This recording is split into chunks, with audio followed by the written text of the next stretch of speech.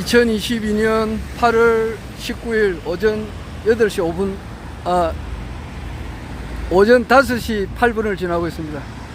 출근하면서 갑자기 생각이 나서 영상 기록을 남깁니다. 내가 그 공무원으로 있을 때 늘 자주 했던 말이 하나가 갑자기 생각이 나서 기록에 남겨놓으려고 합니다. 뭐 공무원뿐만 아니라 뭐 일반 사람들도 뭐 그렇죠. 사업하시는 분도 그렇고 일반 민간 기업에 다니시는 분들도 있고, 그 6파라밀 있죠. 6파라밀, 이제 불교에서 말하는 6파라밀 가운데 하나가 시계인 근, 네 번째가 근, 부지런한 것이 있거든요. 그러니까 이제 그 시계인 근정해 6가지가 완벽하게 이제 그게 이루어졌을 때에 이제 조견, 오온, 개공을 하게 된다 이 말씀이죠. 그 불교에서 가르침이 그렇습니다. 그러니까 오온이 색수상행식, 인식, 물질 감각 인식 반응 정보예요. 물질 감각 인식 반응 정보, 요 5가지를 색수상행식이라고도 하는데, 요것이 다 이제 실체가 없는 하나의 가상세계라고 하는 요 사실을 깨닫게 된다 이 말이에요. 그 6가지의 그 시계인 근정해 6파라밀이 완성이 됐었을 때에 오온이 색수상행식, 즉 물질 감각 인식 반응 정보가 다 실체가 없는 하나의 가상세계라고 하는 사실을 깨닫게 된다 이 말이에요. 깨닫게 됨으로써 이제 도일체고의 일체의 고통으로부터 이제 벗어났다. 그 이제 반야신경에 이제 나오는 그 첫 기질이죠. 그리고 그 중요한 가르침인데,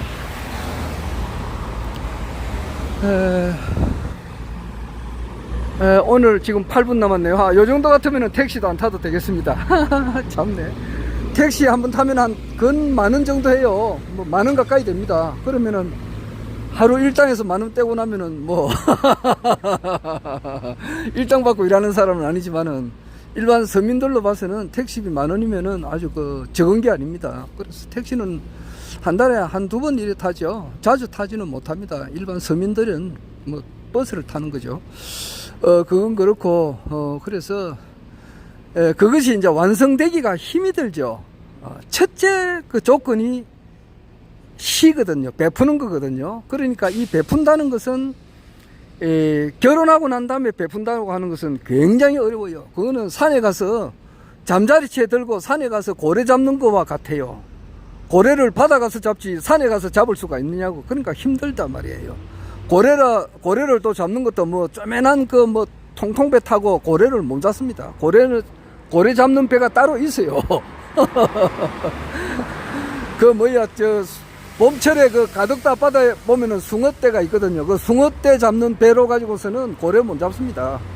요즘은 이제 전어철인데 전어 잘못 먹다가 죽는 사람들도 많은데, 그 전어 잡는 배 가지고서도 고래를 못 잡아요.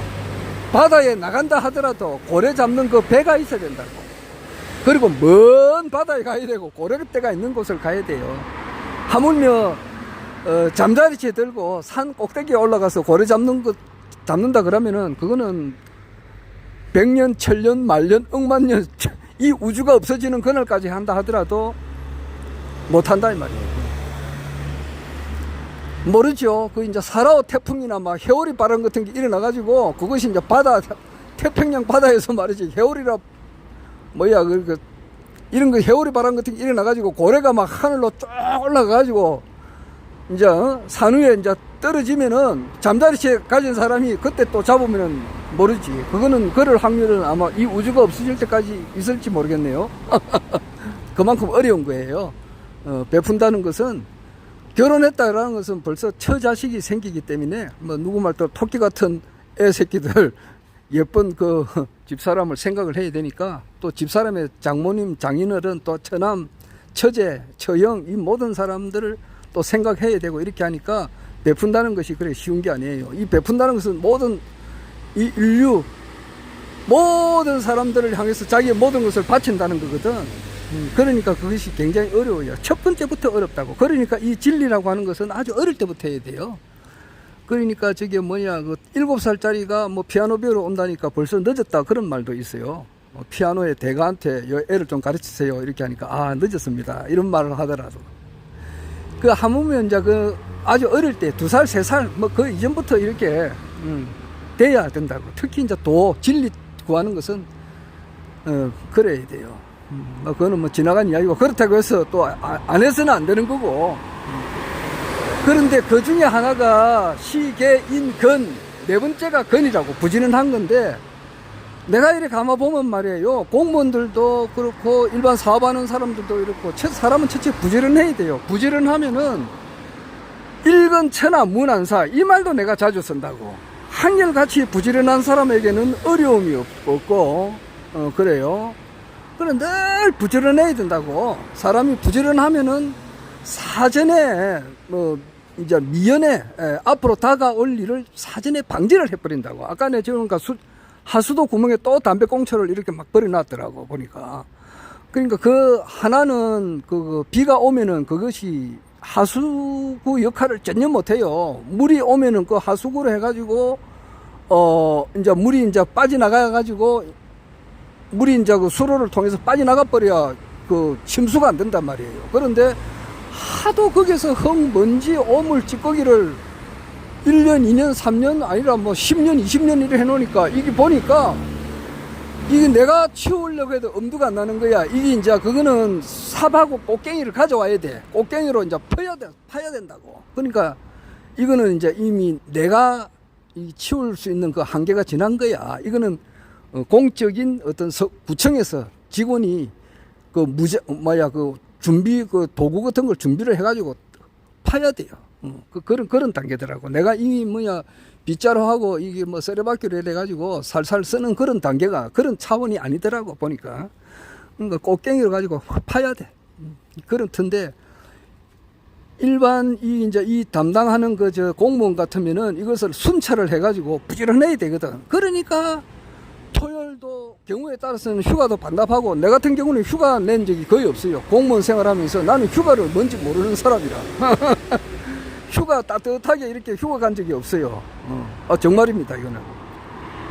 그리고 휴가를 가려고 한다 하더라도 지금 해마다 수재당하는 사람들이 많거든요.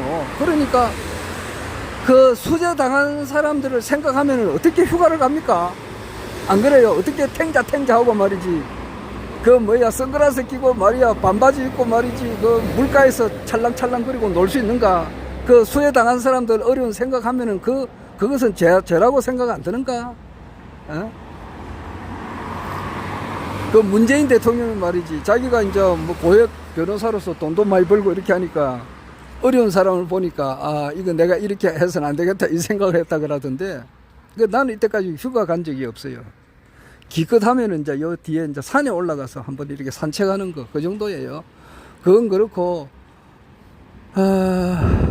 그러니까 이게 부지런하면은 이게 이제 구청의 하수구 관리 담당 공무원은 토요일도 없고 일요일도 없어야 돼, 원칙은. 하루 24시간 퇴근하고 난 다음에도 순찰을 해야 된다고 해가지고 뭐가 막히는가를 딱딱딱딱 체크해가지고 말이죠. 이거는 직원들이 와가지고 이것을 뚫어야 된다. 그러면 이게 1년 동안에 비가 폭우가 와가지고 침수되는 것은 불과 하루 이틀이라고. 하루 정도 있을까 말까 하다고. 그때에 그런 일이 생겼을 때 그 침수를 당하지 않고 서무드하게 넘어간다고. 그러니까 보통 때 같으면은 그렇게 일하는 사람을 미친놈이라고 생각하기가 쉬워요. 좀 뭐 비도 안 오는데 말라고 저라노. 왜 일요일도 없고 토요일도 없이 이렇게 막 나와서 일을 하느냐. 하루 늦게 막 6시 땡 하면 퇴근하면 되는데 왜 저렇게 8시, 9시, 밤 10시까지 일하느냐. 그것이 무슨 일이 발생했었을 때에 그 문제를 스무드하게 처리를 할 수가 있다고. 그렇게 일을 해놓으면은. 그런데 그런 일이 없으면은 많은 사람들이 피해를 당해요. 심지어 죽기도 한다고. 그 책임이 구청장, 시장, 대통령한테 있다고. 그런데 뻔연스럽게 말이지, 에?